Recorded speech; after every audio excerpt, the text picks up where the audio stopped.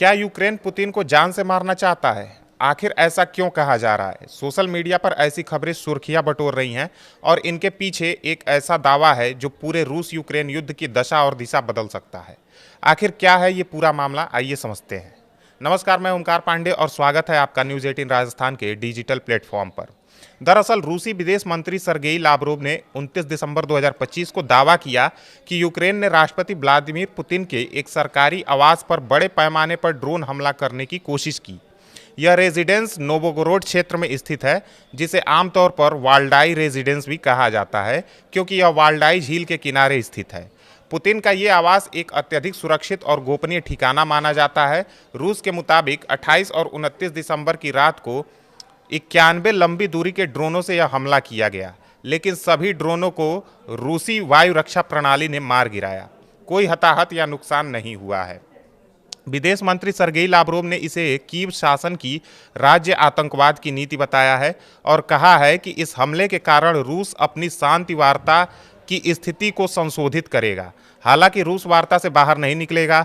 रूसी रक्षा मंत्रालय ने पुष्टि की कि नोवागोरोड क्षेत्र में 18 से 23 ड्रोनों को सुबह तक नष्ट किया गया।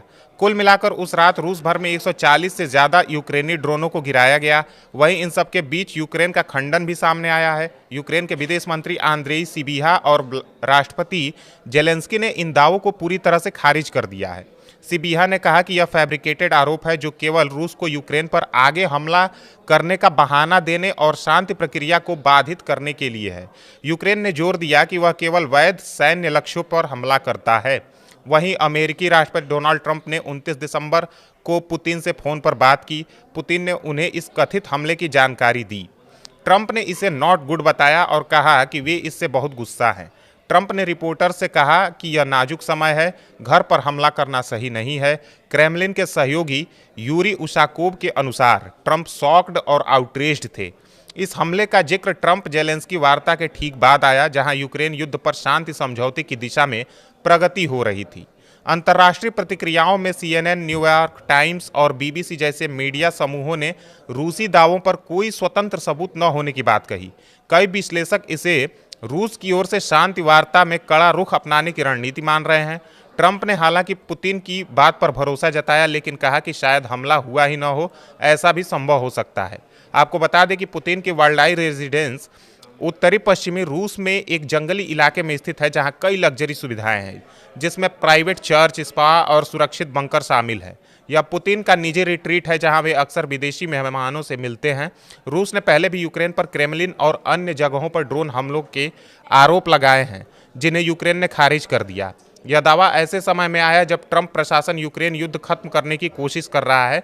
हाल की जेलेंस्की ट्रंप मीटिंग में समझौता 90% तक पूरा होना बताया गया था, लेकिन अब रूस कड़ा रुख अपना सकता है, जैसे डोनबास से यूक्रेनी सेना की पूरी वापसी की मांग या जापरेजिया क्षेत्र पर कब्जा बढ़ाना।